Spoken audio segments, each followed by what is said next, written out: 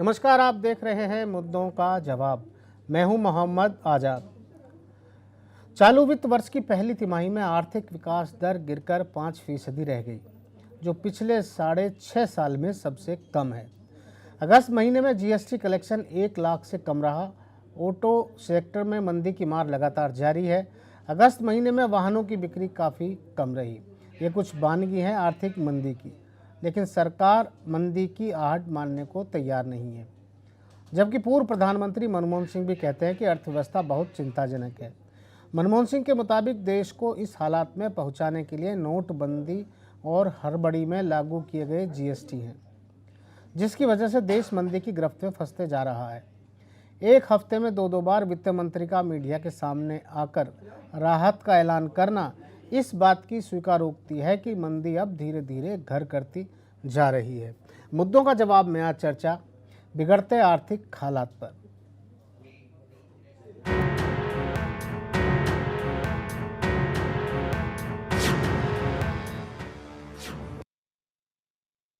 तो बिगड़ते आर्थिक हालात पर चर्चा शुरू करेंगे और आपको बता देते हैं कि आज के मुद्दे हमारे क्या रहेंगे। क्या मंदी की वजह से नोटबंदी और जीएसटी हैं? क्या नोटबंदी पर मनमोहन सिंह सही साबित हो रहे हैं? क्या मंदी की मार को सरकार संभाल नहीं पा रही है? आखिर कब ट्रैक पर आएगा ऑटो सेक्टर? और क्या बैंकों की संख्या घटाने से निकलेगा कुछ हल? इन तमाम मुद्दों पर अपने मेहमानों से चर्चा करेंगे, लेकिन आइए उससे पहले देख लेते हैं एक रिपोर्ट।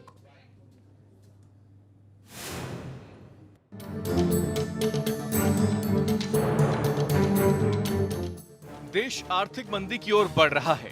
इसकी तस्दीक चालू वित्त वर्ष के पहली तिमाही की विकास दर से भी हो रही है। लेकिन सरकार का दावा है कि देश में अर्थव्यवस्था की हालत ठीक है। इस बीच देश की बिगड़ती अर्थव्यवस्था को लेकर पूर्व प्रधानमंत्री और अर्थशास्त्री रहे मनमोहन सिंह ने मोदी सरकार की नीतियों को जिम्मेदार ठहरा दिया। पूर्व पीएम का कहना है कि भारत में बहुत तेज गति से बढ़ने की क्षमता है, लेकिन अप्रैल-जून तिमाही में जीडीपी का 5% पर चला जाना ये दिखाता है कि अर्थव्यवस्था एक गहरी मंदी की ओर जा रही है। इसके पीछे उन्होंने नोटबंदी और जीएसटी को अहम वजह बता दी। State of the economy today is deeply worrying. The last quarter's GDP growth rate of 5% signals that we are in the midst of a prolonged slowdown. Manmohan Singh के बयान पर वित्त मंत्री निर्मला सीतारमण ने प्रतिक्रिया देने से इनकार कर दिया। उन्होंने महज इतना कहा कि पूर्व पीएम मनमोहन सिंह ने जो भी कहा उस पर मेरा कोई विचार नहीं है। उन्होंने कह दिया और मैंने सुन ली। Has Dr. Manmohan Singh saying instead of taking political vendetta, they should consult sane voices? Has he said that? Yes, he has he said that? Political Yes. vendetta and consultation with the sane voices? Yes. I see. All in right. his statement, yeah. All right. Thank you. I'll take his statement on. My answer? No, that's my answer. You've asked me and I've First said I'll question. take it. उधर कांग्रेस महासचिव प्रियंका गांधी ने एक बार फिर से केंद्र सरकार पर हमला बोला है। प्रियंका गांधी ने मंदी की बात को स्वीकार नहीं करने को लेकर निर्मला सीतारमण पर निशाना साधते हुए ट्वीट किया। क्या सरकार स्वीकार करती है कि मंदी है या नहीं? वित्त मंत्री को हमारी अर्थव्यवस्था के बारे में राजनीति से ऊपर उठने और भारत के लोगों से सच बोलने की जरूरत है। वो इस बात को स्वीकार करने के लिए भी तैयार नहीं है, तो कैसे वो इस बड़ी समस्या को हल करेंगी जो उन्होंने खुद पैदा की है? मंदी की आहट सुनाई दे रही है, लेकिन वित्त मंत्री खुलकर मानने को तैयार है नहीं। हालांकि उन्होंने पिछले दिनों ऑटो सेक्टर को लेकर कई बड़े फैसले किए थे, लेकिन इन फैसलों पर फिलहाल अभी असर नहीं दिखाई देता। अगस्त महीने में भी ऑटो सेक्टर में गिरावट का दौर जारी है। अगस्त महीने में मारुति सुजुकी इंडिया के वाहनों की बिक्री में 32.7% की कमी आई। हुंडई मोटर इंडिया लिमिटेड की बिक्री में 9.54% घट गई। होंडा कार्स इंडिया की बिक्री 51% घटकर 8291 यूनिट रह गई। टाटा मोटर्स के पैसेंजर व्हीकल्स की घरेलू बिक्री 58% गिरी। टोयोटा किर्लोस्कर मोटर की बिक्री 21% लुढ़की। महिंद्रा एंड महिंद्रा की बिक्री 25% गिर गई। एक वक्त ऐसा भी आया था जब प्रधानमंत्री मोदी ने पूर्व पीएम मनमोहन सिंह का मजाक उड़ाते हुए कहा था कि बाथरूम में रेनकोट पहनकर नहाना ये कला मनमोहन जी के अलावा कोई नहीं जानता। लेकिन आज जब उनकी बात सच साबित हो रही है और आर्थिक विकास दर के साथ साथ कई सेक्टरों में गिरावट के बाद भारत से दुनिया की सबसे तेजी से बढ़ती अर्थव्यवस्था का तमगा छिन रहा है, तो मोदी सरकार की नीतियों पर सवाल उठना लाजमी है। ब्यूरो रिपोर्ट, सूर्या समाचार। तो आर्थिक विशेषज्ञ और हमारे पूर्व प्रधानमंत्री डॉक्टर मनमोहन सिंह इस बात पर चिंता जता रहे हैं कि जिस तरीके से हड़बड़ी में जीएसटी लागू किया गया, नोटबंदी लागू की गई, उससे जो हमारी ग्रोथ थी, जो जीडीपी थी, वो लगातार गिरती जा रही है और देश मंदी की चपेट में आता जा रहा है। उन्होंने आज इस पर काफ़ी चिंता जताई। आज हमारे साथ चर्चा में जुड़ रहे हैं बीजेपी से अनंत अमित, आर्थिक सलाहकार आर.के. सिंह हमारे साथ रहेंगे, market expert Owais Ali Khan हमारे साथ हैं, एआईएमओ के अध्यक्ष ध्रुव अग्रवाल हमारे साथ जुड़े हैं, संविधान विशेषज्ञ राहुल लाल और व्यापारी नेता संजय गुप्ता लखनऊ से हमारे साथ रहेंगे। बहुत बहुत स्वागत है आप सभी का। अनंत अमित जी, जिस तरीके से पूर्व प्रधानमंत्री ने चिंता जताई है, कहीं लगता है आपको देश में मंदी है? जिस तरीके से पूर्व प्रधानमंत्री माननीय मनमोहन सिंह जी ने चिंता जताई है, हमारा ये कहना है हमारी पार्टी का कि वो चिंता जताने के बजाय, मीन मेक निकालने के बजाय अगर किसी सॉल्यूशन पे बात करते, कोई उपाय बताते, कोई सूत्र बताते तो पार्टी को ही अच्छा लगता।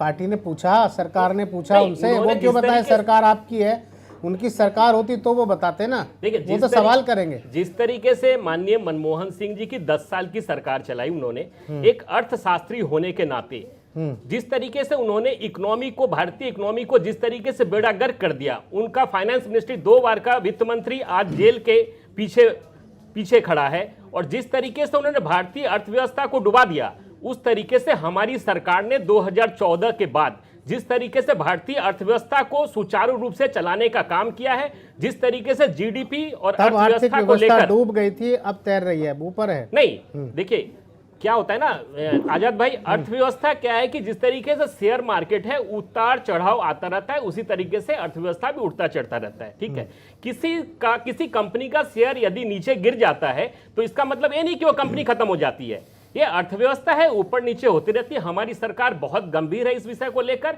और हमारी सरकार निरंतर उद्योगपतियों से, चाहे ऑटो सेक्टर के उद्यमियों से लगातार संपर्क में है, उनसे बात कर रहे हैं, उनसे सुझाव ले रही है, और हमारी सरकार निरंतर इस पे कार्य कर रही है। आपको आने वाले समय में ऐसा दिखेगा कि हमारी सरकार ने जो अर्थव्यवस्था पे काम किया है उसका नतीजा आपको देश को देखने को मिलेगा। अच्छा नतीजा है। राहुल लाल जी, उम्मीद की जानी चाहिए, जिस तरीके से उम्मीद जता रहे हैं अनंत अमित जी कि जल्द ही अच्छे परिणाम आएंगे। देखिए, सरकार ने अब तक कोई ऐसे कदम नहीं उठाए हैं जिससे कि ये चीज़ दिखे। सबसे पहला चीज़ तो ये कि देखिए, कांग्रेस के पीरियड में अब जाने का कोई मतलब नहीं बनता। मैं अनंत अमित जी को कहूँगा कि एक तरह से 8.2 का ग्रोथ रेट यही 2016-17 में था हम लोगों का, तो हम लोग इस 8.2 से आज हम लोग अब 5% पे आ चुके हैं, गिरते हुए उस जगह से। पिछले साल से अगर हम लोग देखें तो पिछले साल से ही देख लीजिए, इसी क्वार्टर में किस तरह से 8 से लेके अभी आप अपने ग्राफ में भी दिखा रहे थे कि हम लोग लगातार इस क्वार्टर में 5% तक पहुंच चुके हैं। 2-3 चीज़ें इसमें बड़ी एक तरह से गंभीरता से चीज़ों को देखने वाली स्थिति है कि सरकार, सबसे पहला तो सरकार इस समस्या को मान नहीं रही है। यानी कि देखिए, अब उनको समस्या को स्वीकार करके उसके तरफ आगे बढ़ना चाहिए। कदम वो जरूर उठाते हुए दिख रहे हैं, लेकिन अभी भी बयान जो दिख रहा है उसमें स्वीकार करते हुए गवर्नमेंट नज़र नहीं आ रही है। लेकिन जितने सारे आर्थिक संकेतक हैं, वो सारे आर्थिक संकेतक इसकी पुष्टि कर रहे हैं। अब अगर हम लोग मान के चलें कि देखिए, देश का अर्थव्यवस्था है कहाँ पे, अगर सबसे पहला चीज़ तो हम लोग देश में अगर रोजगार के मामले को लेते हैं तो रोजगार की दृष्टि से सबसे ज़्यादा जो रोजगार है वो एग्रीकल्चर सेक्टर में है। प्रधानमंत्री की बहुत ही महत्वाकांक्षी योजना है कि 2022 तक में जो है कि कृषि के सेक्टर में उनको किसानों के आय को डबल करना है। लेकिन उन्हीं के जब नीति आयोग के अंतर्गत उन्होंने काफ़ी इनिशिएटिव लेके एक तरह से अशोक दलवाई की कमेटी बनाई थी, और उस कमेटी ने सिफारिश किया था कि अगर 2022 तक आपको एग्रीकल्चर फील्ड में आपको अगर किसानों की आय डबल करनी है तो आपको एग्रीकल्चर ग्रोथ रेट 12% करना पड़ेगा। मैं दर्शकों को बताना चाहूँगा कि 2014 से 2019 तक जो ग्रोथ रेट रहा वो औसतन 2.7% रहा, और अभी जो इस लेटेस्ट तिमाही में भी जो आंकड़े हैं वो 2% के आंकड़े एग्रीकल्चर में दिख रहे हैं। तो इसका मतलब है कि हम लोग तो फिर उस महत्वाकांक्षी सपने की तरफ नहीं पहुंच रहे हैं। एग्रीकल्चर में आपका डिमांड नहीं है। देखिए रूरल सेक्टर आज डिमांड वहां से पैदा नहीं हो रहा है, एग्रीकल्चर तो खत्म हो गया। अगला सेक्टर आप टेक्सटाइल के ऊपर आ जाइए, जो कि एग्रीकल्चर के बाद देश में सबसे बड़ा दूसरा रोजगार देने का एक तरह से बड़ा हिस्सा है, जहां पे कि भारत में रोजगार मिलता है लोगों को। टेक्सटाइल के सेक्टर में हम लोग बहुत बुरी तरह से जो कि कमजोर हुए हैं। हमारे यहाँ पे टेक्सटाइल का ग्रोथ रेट -25% से नीचे जा रहा है। अगर हर महीने को हम लोग देखेंगे तो निगेटिव में उसके आंकड़े जा रहे हैं। देखिए एक चीज जो सबसे महत्वपूर्ण चीज है कि हर समय सरकार एक समस्या से बचने के लिए एक बहाना ले लेती है कि दुनिया भर में मंदी है, उस मंदी के चपेट में हम भी हैं। अगर हम लोग देखते हैं तो ये एक सामान्य सा बयान बना हुआ है कि आर्थिक मंदी क्यों है, तो दुनिया भर में ट्रेड वार चल रहा है। मैं बताना चाहूंगा कि देखिए ट्रेड वार है, लेकिन इस ट्रेड वार को कई देशों ने इस संकट को भी अपॉर्चुनिटी में बदला है। हमको उसको उस सेक्टर में हमें जाना पड़ेगा, क्योंकि देखिए जो ताज़ा आंकड़े आए हैं वो ये दिखा रहे हैं कि जो हम लोग का जो मैन्युफैक्चरिंग है उसका ग्रोथ रेट 0.6% पहुंचा हुआ है। अब एक चीज़ मैं रखता हूँ, एक उदाहरण कुछ देशों का मैं रखता हूँ यहाँ पे। जैसे मान के चलिए कि प्रधानमंत्री बड़ा हमेशा चर्चा करते रहते हैं मोबाइल को लेके कि मोबाइल मैन्युफैक्चरिंग में हम लोग आगे बढ़ना चाहते हैं। हुआ क्या कि जब चीन अमेरिका के बीच में ट्रेड वार चल रहा है, तो चीन वो वहाँ पे जो मोबाइल का मार्केट था, देखिए $360 अरब से ऊपर का मार्केट है मोबाइल मैन्युफैक्चरिंग का मार्केट। वहाँ पे तनाव में कई सारी कंपनियां जो है कि वो चीन से निकलना चाह रही थी, क्योंकि अमेरिका के प्रतिबंधों के कारण उनका कई सारे मोबाइल के कंपोनेंट ऐसे थे जो कि उस टैरिफ वार के कारण वहाँ पे चीन में महंगा होता चला जा रहा था। तो जो छोटी स्तर की कई कंपनियां थी वो निकलने की तैयारी में थे। इसके लिए वियतनाम ने पहले से पूरी तैयारी करके रखी हुई थी। जैसे ही वो वहाँ पे ट्रेड वार का सिचुएशन बना, वो कंपनियां एग्जिट करना चाह रही थी, वियतनाम ने बिल्कुल प्लेटफॉर्म उपलब्ध करा दिया। आज स्थिति यह है कि जिस वियतनाम का कुछ वर्ष पहले तक मोबाइल मैन्युफैक्चरिंग में कोई नाम नहीं था, आज उस वियतनाम का मोबाइल मैन्युफैक्चरिंग में 10%, पूरे दुनिया में एक तरह से उसका मोबाइल क्षेत्र में 10% का योगदान है। इसमें इस सेगमेंट को हम ले सकते थे, बिल्कुल ले सकते थे, लेकिन हमने नहीं लिया। नहीं लिया। एक और दूसरा सेगमेंट जिसमें हम लोग चुके हैं, देखिए सबसे दूसरा सेगमेंट है जिसने टेक्सटाइल की बात कर रहा था। टेक्सटाइल में हम लोग तो पीछे हो गए, लेकिन जब वहां पे ट्रेड वार की स्थिति बनी उसमें लाभ किसने उठाया? टेक्सटाइल वाले सेक्टर में भी उसमें बांग्लादेश आया, उसमें श्रीलंका आया, उसमें वियतनाम भी आया। आज स्थिति यह है कि भारतीय मार्केट में भी बांग्लादेश कम से कम हम लोग यहाँ पे 40% मौजूद है। देखिए यहाँ पे लोग बहुत आसानी से कह देते हैं कि बांग्लादेश में जो है कि वहाँ पे जो है कि लेबर काफ़ी सस्ता है। भारत में बेरोजगारी इतने उच्च स्तर पर, यहाँ पे तो कोई किसी भी रेट पे लेबर काम करने के लिए तैयार है आज के डेट में। हम लोग ये तो नहीं कह सकते कि भारत में लेबर महंगा है। यहाँ पे बांग्लादेश ने अपने टेक्सटाइल सेक्टर का उसको पूरी तरह से उसका आधुनिकीकरण किया। जैसे ये सिचुएशन बना, आज चीन के बाद टेक्सटाइल में सबसे ज्यादा निर्यात करने वाला बांग्लादेश बना हुआ है। तो हम लोग केवल बहाने नहीं गिना सकते कि हम जो है कि ट्रेड वार के चपेट में आ गए और हम मंदी के चपेट में आ गए। ट्रेड वार से कुछ अपॉर्चुनिटीज लिए जा सकते थे। अभी भी मैं कह रहा हूं कि अमेरिका के जिन चीज़ों पे टैरिफ बढ़ा है वहाँ पे, क्योंकि हम लोग देख रहे हैं कि लगातार फिर टैरिफ बढ़ते चले जा रहे हैं, दोनों के बीच में ट्रेड वार घटने का नाम नहीं ले रहा है, बढ़ता चला जा रहा है। भारत के कम से कम 57 प्रकार के उत्पाद ऐसे हैं जिसको कि हम लोग आसानी से उसमें हम लोग आगे बढ़ सकते हैं। उसमें मैं फिर आपके पास आता हूँ। हमारे साथ में आर.के. सिंह जी हैं। आर.के. सिंह जी, क्या जीएसटी और नोटबंदी इस मंदी की वजह है? देखिए, जहाँ तक नोटबंदी का सवाल है, नोटबंदी ने तो मैं मानता हूँ कि कंट्रीब्यूट किया है मंदी में, लेकिन जहाँ तक जीएसटी है उसमें मेरा मानना है कि जीएसटी का कोई ऐसा मेजर कंट्रीब्यूशन नहीं, ये मंदी है। देखिए, आप ध्यान से मेरी बात, 3 शब्द मैं पहले बोलूँगा। इकोनॉमिक प्रूडेंस, जिसे आर्थिक दूरदर्शिता कहते हैं, इकोनॉमिक एक्यूमेन, जिसे कि आर्थिक एक दक्षता कहते हैं, और तीसरा एक शब्द होता है इकोनॉमिक विजडम। ये 3 चीज़ों का बड़ा ज़रूरी होता है किसी भी देश की इकोनॉमी को अपलिफ्ट करने में। आज अगर कोई मनमोहन सिंह पे शक करे कि मनमोहन सिंह ईमानदार नहीं थे, मनमोहन सिंह इकोनॉमिकली प्रूडेंट नहीं थे, तो वर्ल्ड में आज तक उन जैसा कोई इकोनॉमिक पॉलिटिकल लीडर हुआ नहीं है, और वर्ल्ड के सारे लीडर्स ने मारा। उसकी ऑनेस्टी को भी माना कि वो मारुति 800 से ही काम चला लेते, और उन्होंने इलेक्शन में जब 2 लाख रुपए उधार लिया था, जिस इलेक्शन मार गए थे, अपनी टैक्सी हायर करने के लिए वापस किया गया था। ये सब जगह इन्फॉर्मेशन अवेलेबल है। जहाँ तक मंदी का सवाल है, मंदी में उनके विचारों से आप असहमत हो सकते हैं। मंदी का सबसे बड़ा कारण क्या है? आप ध्यान सुनिए, सरकार जो सबसे बड़ी गलती कर रही है उसको कोई समझा नहीं रहा, समझाने वाला नहीं है। मंदी सप्लाई साइड से नहीं है, मंदी डिमांड साइड से है। मंदी जो है सप्लाई साइड में बार बार रिलैक्सेशन दिए जा रहे हैं। कभी बैंकों का रिपो रेट कर देते, सप्लाई साइड से नहीं है सर, डिमांड साइड से। आपकी जब आप आजाद साहब नौकरी नहीं है, आप 100 रुपए किलो की जगह 80 रुपए किलो का सेब भी कैसे खरीदेंगे? क्वेश्चन ये, there has to be job. मैं कहता हूं जॉब कैसे क्रिएट होंगी। आपने क्या किया, एक विशियस सर्किल में फंसा दिया, लो इनकम, लो सेविंग, लो इन्वेस्टमेंट, लो प्रोडक्शन, लो इनकम, लो सेविंग, इसमें फंस गए। इससे क्रैक कैसे करोगे? इसके लिए बिग बैंग थ्योरी काम करती है।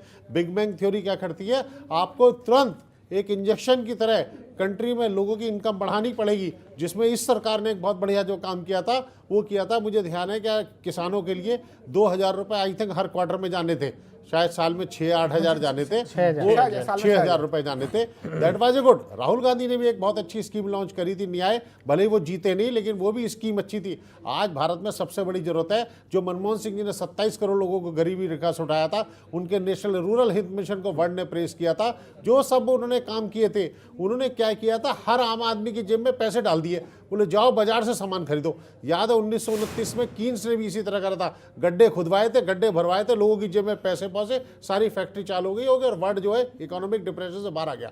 आज सरकार को, अच्छा जहां तक राय का सवाल है, अभी देखिए निर्मला सीतारमण जी राय तो ले रही है साहब, अब राय किनसे ले रही है? उद्योगपतियों से, व्यापारियों से। उद्योगपति और व्यापारी तो अपने उद्योग और व्यापार के प्रति बेनिफिट वाली स्कीम देंगे, उसके इकोनॉमिक रिवाइवल की तो आपको सलाह नहीं देंगे। उन्हें कुछ ऐसे इकोनॉमिक प्रूडेंट लोगों से भी सलाह होनी चाहिए जो किसी पॉलिटिकल पार्टी से संपर्क ना रखते हो, जिनका कोई वेस्टेड इंटरेस्ट हो, जिन्हें सरकार से कोई पद पाने की लालसा ना हो। ऐसे इकोनॉमिस्ट से अगर वो सलाह लेंगे तो उन्हें जरूर वो कोई ना कोई ऐसा रास्ता बता देंगे। तीसरी बात, जो इन्फ्लेशन को कंट्रोल करने में सरकार से गलती हुई, इन्होंने प्राइजेस कंट्रोल करने के लिए एग्रीकल्चर के टर्म्स ऑफ ट्रेड बिगाड़ दिए। क्या किया आपने, सब्जी और ये दालें सब सस्ती रखने के चक्कर में, क्योंकि मनमोहन सिंह की सरकार की नीति इन बातों पे। आप ये नहीं सोचे वो किसान जो है उसकी लागत जो है, उसकी लागत वसूल नहीं हो रही, तो वहाँ किसान गरीब हो गया। जैसा राहुल जी भी कह रहे थे कि उसकी 2% एग्रीकल्चर ग्रोथ है जबकि 12% चाहिए। तो आज भी सरकार के पास समय है, कोई बात हाथ से नहीं निकली है, एवरीथिंग इज अंडर कंट्रोल। सही लोगों से सलाह लें, सलाह है सही लोगों से सलाह ले लो, जिनका पॉलिटिकल बिजनेस इंटरेस्ट ना हो और जो कि कोई पद पाने की लालसा ना रखते हो, और उनकी बेबाक बात सुन लेगी, आप में हिम्मत होनी चाहिए। याद रखिए, अगर टैलेंटेड और आप लोग ऐसे लोग शार्प लोगों को हायर करना चाहते हैं, आप देखिए पुराना इतिहास भी भारत का भी और दूसरे देशों का भी, फिर आता हूं आपके पास। उनकी बात भी सुननी पड़ेगी, जरूरी नहीं वो आपके शब्द ही अपने मुंह से निकाले। बिल्कुल बिल्कुल ठीक कहा ध्रुव जी। बहुत बड़ा यहाँ पर एक सवाल मैं लगातार कर रहा हूँ कि मनमोहन सिंह जी ने जो कहा वो था कि नोटबंदी और जीएसटी 2 बड़े कारण देश में आर्थिक मंदी के हैं, इन पर काम करने की ज़रूरत है, जो सरकार पर उन्होंने का आरोप लगाया कि नहीं किया जा रहा है। तो जो मनमोहन जी कह रहे हैं, क्या उनकी बात अपनी जगह सही है? देखिए, जो मनमोहन सिंह जी ने कहा उसमें थोड़ी बहुत सच्चाई हो सकती है, लेकिन उन्होंने जो नोटबंदी और जीएसटी का वो एक अलग बात है, लेकिन जो उनने जो मेन बात की, उन्होंने कहा राजनीतिक उद्देश्य से की वजह से। तो ये पक्की बात है कि आज तक हिंदुस्तान में जितनी भी सरकारें हुई हैं, उन सरकारों ने ग्रोथ को रोका है, केवल इसलिए कि महंगाई ना बढ़े। क्योंकि बजट के अंदर जो वोटिंग जब भी होती है, वोटिंग में महंगाई हर आदमी को असर करती है।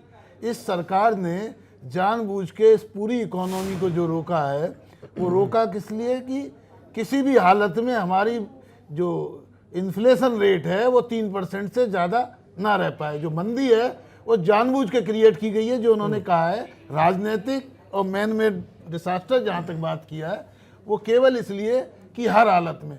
और हर एक सरकार ने, केवल मनमोहन सिंह, जब नरसिम्हा राव की सरकार थी, मनमोहन सिंह फाइनेंस मिनिस्टर थे, तब उन्होंने डिवेल्यूएशन किया और महंगाई की रेट 15% तक भी चली गई थी, बहुत ज़्यादा इन्फ्लेशन था।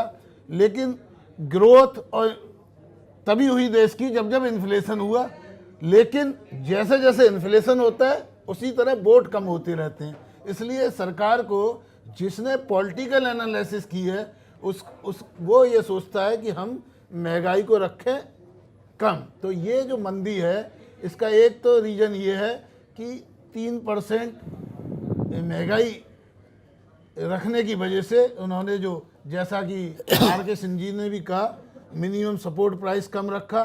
अब लागत बढ़ गई, उसके बावजूद भी एग्रीकल्चर प्रोडक्ट के दाम कम रखे। इसी तरह में रियल एस्टेट है, रियल एस्टेट में क्या है, होम लोन बढ़ रहे हैं, सेल काफ़ी हो रही है, लेकिन बिल्डर का माल नहीं बिक रहा। क्यों नहीं बिक रहा? क्योंकि वो जिस प्राइस पे बिल्डर कॉस्ट प्लस प्राइस रखी हुई है और जो इन्वेस्टर से कम कीमत पे माल बिक रहा है। तो यहाँ सारी जो दिक्कत ये आ रही है कि मंदी की वजह से जो मंदी है वो जानबूझ के रखी गई है। दूसरी चीज़ क्या है, मंदी के रीजन ये हो सकते हैं कि डीमोनेटाइजेशन मंदी की वजह हो सकती है, जीएसटी भी हो सकती है, लेकिन जो मेजर जो वजह है वो कई हैं। एक तो जो वर्ल्ड में मंदी है, दूसरा जो है बैंकों का जो एनपीए है, वो बैंकों का एनपीए वो मनमोहन का के समय से ही बैंकों की हालत खराब है। इस सरकार से पहले भी 70,000 करोड़ रुपए बैंकों को दिए गए। इस सरकार ने केवल अक्टूबर में 2 लाख करोड़ से ज़्यादा टैक्स की मनी बैंकों को दी रिवाइवल के लिए। उसके बाद में 70,000 करोड़ रुपए केवल एक महीने, अभी एक हफ्ते पहले मंदी के टाइम पे दी। उसके बावजूद भी 1,76,000 करोड़ रुपए हमको अभी लेने पड़ रहे हैं।